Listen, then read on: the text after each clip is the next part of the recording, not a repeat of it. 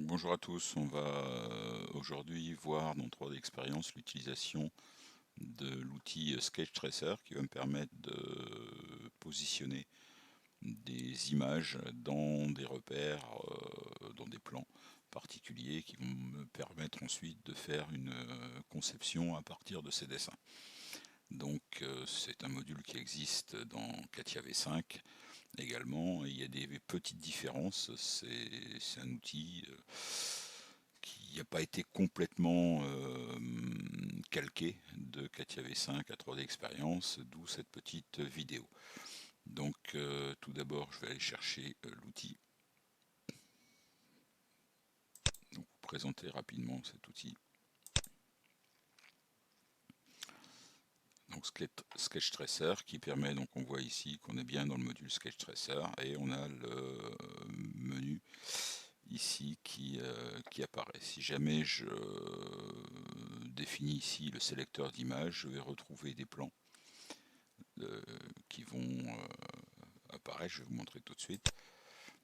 Voilà, donc ici je vais avoir les vues, vue arrière, vue de face, vue de droite, vue de gauche, etc. qui vont apparaître.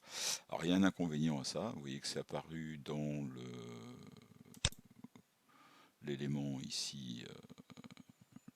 Alors pour l'instant je ne l'ai pas encore validé, j'ai pas encore mis d'image dessus, alors je vais venir mettre une image.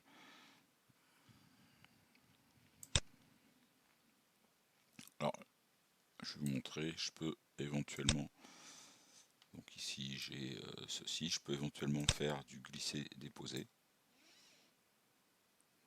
Une autre solution, c'est de double-cliquer sur le plan, et ici vous allez pouvoir amener à partir de vos documents des images. D'accord. Voilà, donc ça je vais annuler ceci. Alors là j'ai un inconvénient majeur, c'est que pour l'instant j'ai aucune idée de la taille de mon image et j'ai aucune idée du volume que l'on a ici. Donc il y a, alors je vais faire une mise à jour ici. Donc il y a quelque chose qui est important, c'est au départ essayer de prédimensionner l'espace de travail. Donc pour prédimensionner l'espace de travail, je vais supprimer celui-ci. Hop, supprimer, voilà. Donc je supprime tout et je vais dessiner en réalité le volume utile dans lequel je vais faire mon projet. Donc vous avez vu le projet, je vais essayer de faire une petite voiture pour enfants. C'est globalement quelque chose qui doit tenir dans un parallélépipède qui fait 800 mm par 400 par 400 à peu près. Donc je vais aller commencer par dessiner ça. Alors je peux le dessiner dans n'importe quel, par exemple en part design, en volume, peu importe, puisque par la suite, je vais supprimer cet élément. Donc ici, je suis dans le corps principal. Je vais venir définir une esquisse, par exemple. Alors j'aurais pu le prendre naturel sketch, il n'y a aucun problème. Donc ici, j'ai dit 800. Vous voyez que j'ai quelque chose de tout petit. Donc voilà, 400. Ici, je suis à peu près à 400 par 200. Et donc ici, j'ai à peu près quelque chose qui... Hop.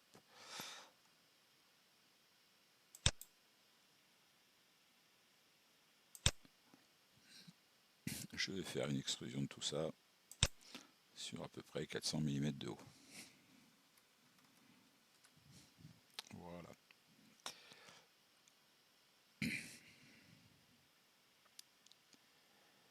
Et donc maintenant, à partir de là, je vais revenir sur Sketch Tracer. Puisque maintenant, je sais à peu près que mon élément, il doit se situer là-dedans. Et ça, je vais faire en sorte que ça représente à peu près la moitié de l'écran. À partir de là, je vais pouvoir mettre mon sélecteur d'image. Vous voyez que mon sélecteur d'image, maintenant, il encadre à peu près mon élément. Et là, je vais pouvoir aller rapporter mes images. Donc je vais rapporter ceci et je vais pouvoir ici déplacer mes images. Je vais mettre ça par exemple dans la première ici, je vais mettre celle-ci, hop, on va la mettre, je vais la glisser dans cette vue, je vais mettre celle-ci, donc là en bas elle s'est mise comme ça, donc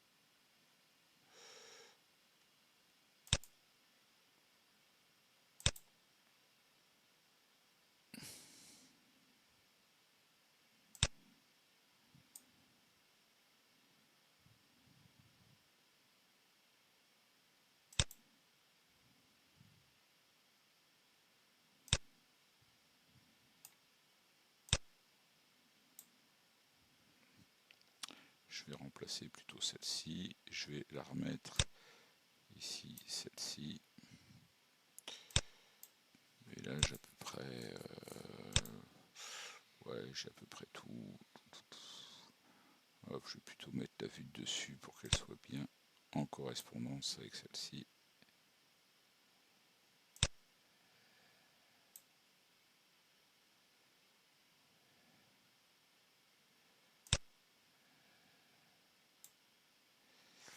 Voilà. Et tant qu'à faire la vue de face, je vais la remettre derrière. Ting, là j'ai quelque chose qui est à peu près correct. Alors, il y en a que je vais supprimer. Donc ici, je vais faire une mise à jour de tout ça. Je vais aller cacher mon corps principal, où je peux carrément aller supprimer, puisque ça, j'en ai plus besoin.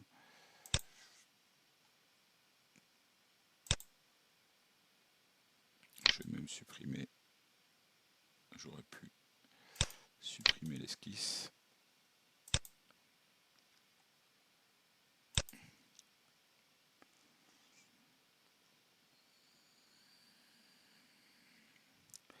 Donc si je regarde ici ma vue, ici vue de dessus, elle est orientée avec la partie ici face avant, donc cette face avant qui est ici. Celui-ci n'est pas correct. Vous voyez également que j'ai pas les dimensions, hein. J'ai des dimensions qui sont très différentes d'un cliché à un autre. Donc maintenant il s'agit de mettre aux bonnes dimensions ces éléments et éventuellement en supprimer. Alors, je vais vous montrer un petit peu comment on peut manipuler maintenant ces images. Pour manipuler ces images, vous avez donc les images qui sont ici. Vous avez la possibilité ici, donc il y a 2, 4, 6 images qui ont été mises en place. Quand je sélectionne ceci, vous voyez que l'image se met en surbrillance. Donc vous l'avez ici. La première qui a été importée, c'est celle-ci. Donc ensuite, vous avez celle-ci, vous avez celle-ci, etc.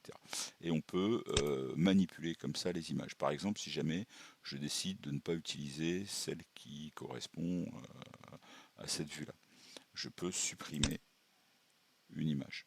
Donc je viens ici, je supprime mon image. Vous voyez qu'elle est supprimée ici, il n'y a pas de problème. Donc, hop, je peux éventuellement transformer des images, je vais pouvoir faire une symétrie sur mes images. On va voir qu'on peut aussi les dupliquer, on peut éventuellement faire des transformations. Donc, si je veux transformer cette image-là, c'est bien, j'ai plus la main sur la souris. Bon, c'est pas grave. Donc j'ai l'éditeur d'image qui va me permettre de montrer un petit peu ce que je veux. Alors voilà. Hop, ici typiquement, quand vous regardez une image, quand je suis en édition d'image, donc éditeur d'image avec la transformation, vous avez ici différentes zones dans l'image qui apparaissent en surbrillance. La zone centrale, le carré central ici, vous permet, si vous cliquez dessus et que vous tirez, de déplacer l'image perpendiculairement à l'image. D'accord, ça va permettre de positionner en réalité l'image à peu près où vous voulez. Si vous êtes dans cette zone-là, donc la zone qui entoure. Ça va vous permettre de bouger dans le plan de l'image, d'accord, de bouger l'image où vous voulez. Donc notamment si vous vous mettez ici dans afficher, et puis qu'ici vous sélectionnez la vue qui va bien, par exemple une vue de gauche, ici, ou une vue de droite, je suis dans cette là ben, je vais pouvoir positionner. Vous voyez que je vais pouvoir positionner par exemple ici et positionner le repère au centre. Alors celui-ci je vais le cacher, donc le support 5 ici, celui-ci.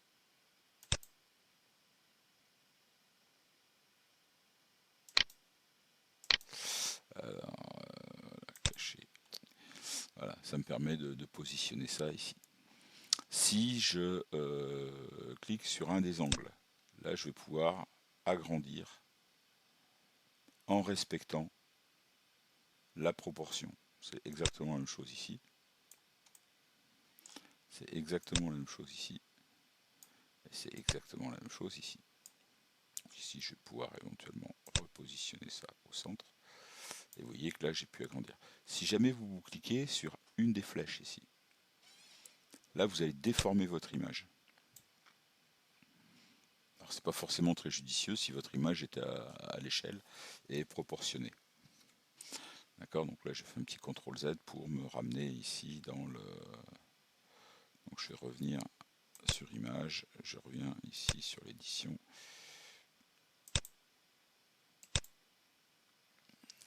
Voilà. Donc ici, je vais vous montrer maintenant comment je peux dimensionner une image et dimensionner les images les unes par rapport aux autres. Donc celle-ci, vous voyez que j'ai mis le centre du repère au niveau ici du centre des roues à peu près et au centre de la voiture. Donc je vais maintenant essayer de dimensionner donc celle-ci, je vais la supprimer.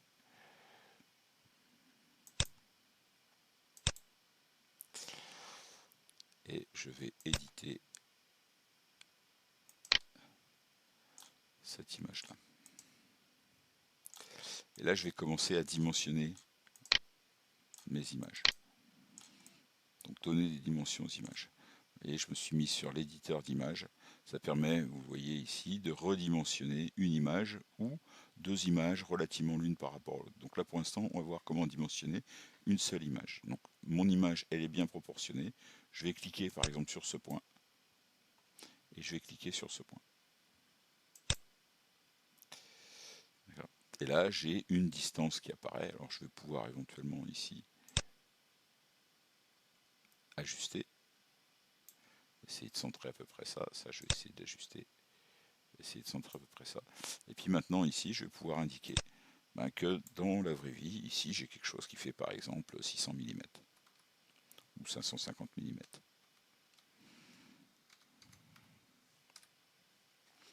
Voilà. Donc maintenant, si je regarde l'image qui est là, j'ai quelque chose qui fait 550 mm. Alors je vais pouvoir transformer cette image.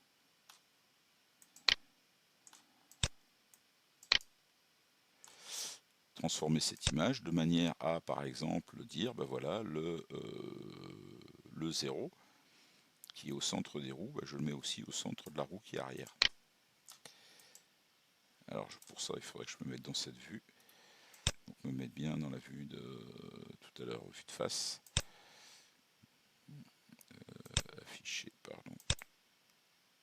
Non, c'est ici, vue de face.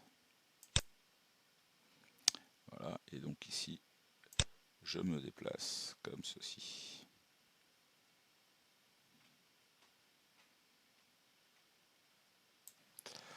D'accord, donc voilà, l'origine de mon repère sera ici. Et maintenant, je sais qu'entre ça et ça, j'ai 550 mm. Alors, si je me mets dans la vue de gauche ici, vous voyez que mon repère est à peu près bien placé. Alors, imaginons que pour l'instant celui-ci soit pas bien placé. Je vais redéplacer cette image.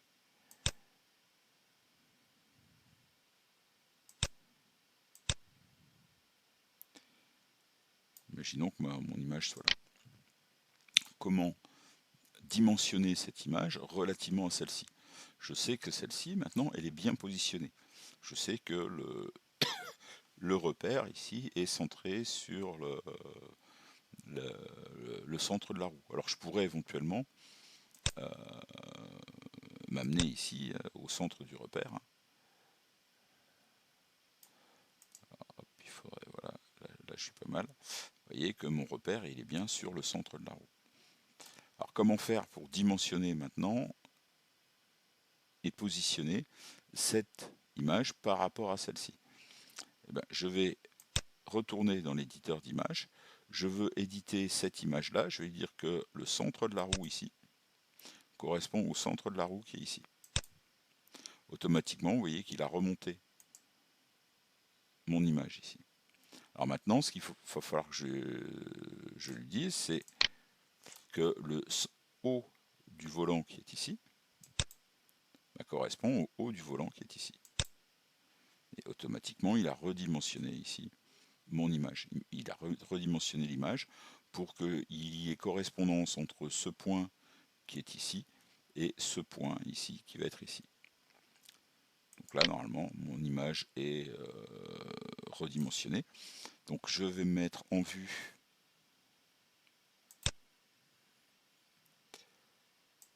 ici de gauche. Et la seule chose qui va me rester à faire maintenant, c'est déplacer cette image-là. Je vais me mettre en transformation. Je vais me déplacer cette image-là pour la déplacer ici, au centre.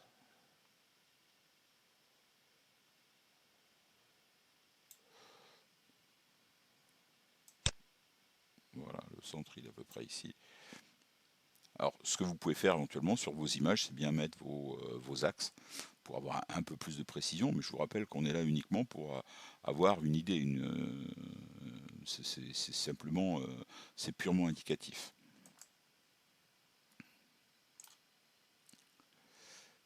D'accord. Donc ici, je vais pouvoir éventuellement, hop, déplacer.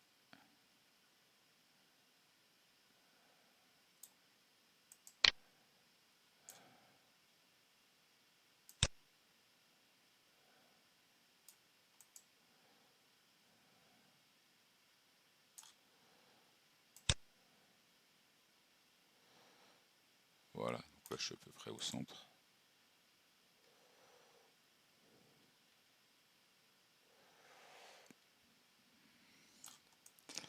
Alors vous voyez que pour l'instant, celle-ci, elle n'est pas du tout ni bien positionnée, ni aux bonnes dimensions. Qu'à cela ne tienne, je vais redimensionner ça. Je vais lui dire que dans l'éditeur d'image qui est ici, je vais lui dire que le centre de la roue ici correspond à ce point-là. Donc il aligne les deux et que le centre de la roue qui est ici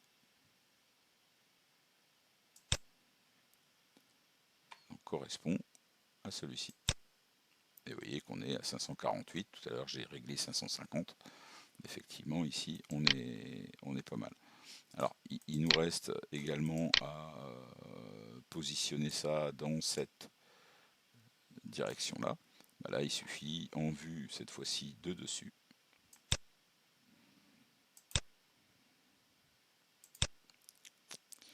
D'aligner ça, le repère qui est à peu près bien aligné au centre.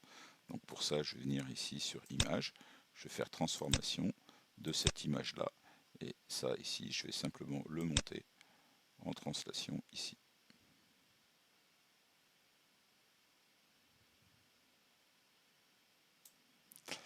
Voilà, donc ici maintenant, si je reviens là, je peux éventuellement remonter ceci.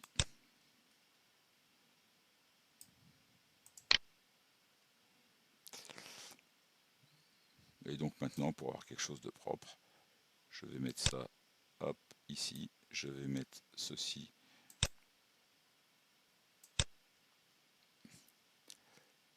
ici, et je vais mettre ceci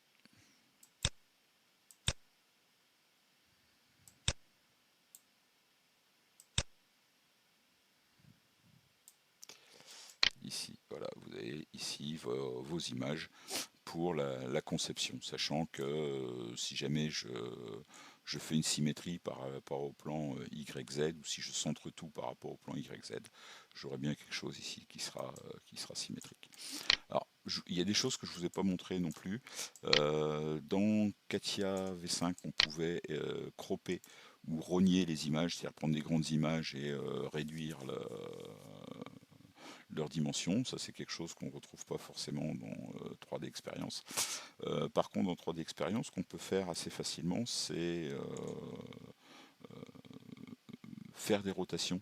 Vous voyez que si jamais je sélectionne non pas, donc si je sélectionne un point, ici je peux tourner mon image. Donc ça, c'est si jamais je sélectionne le coin, juste le coin ici. Et si je sélectionne l'arête, je peux flipper mon image. D'accord. Donc, imaginons que ça, je veuille le mettre dans l'autre sens. Bah, je pourrais le flipper ici. Je vais prendre la. Hop. Donc je viens ici récupérer ceci. Et je viens faire une rotation ici de 180 degrés.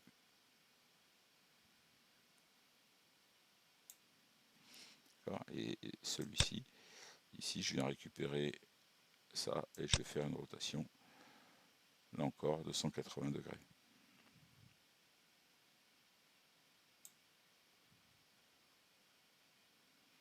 Donc là, je crois que j'ai dû le tourner un peu trop. Hop, CTRL Z, je reviens ici.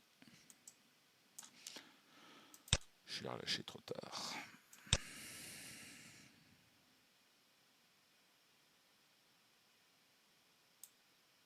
Voilà. Donc voilà un petit peu ce que je voulais vous présenter. Donc à retenir, vous commencez par créer votre boîte dans laquelle vous allez englober votre conception, donc avec les dimensions maxi que vous voulez. Vous faites en sorte que cette boîte occupe à peu près la moitié de votre écran avant de faire apparaître les plans dans lesquels vous allez venir intégrer vos esquisses. Pour intégrer les esquisses, soit vous cliquez 2 fois sur chaque plan et vous avez la boîte de dialogue qui vous permet d'aller chercher le fichier qui va bien, soit vous ouvrez votre fichier, votre sélecteur de fichiers, et puis vous faites un glisser-déposer. D'accord. Ensuite, vous avez les outils qui vont vous permettre de faire des transformations, de faire des copies d'images, etc. Voilà, vous savez tout pour l'outil Sketch Tracer dans 3D Experience. On va voir maintenant un petit peu quelques exemples d'applications surfaciques, que ce soit en utilisant GSD ou en utilisant Imagine & Shape.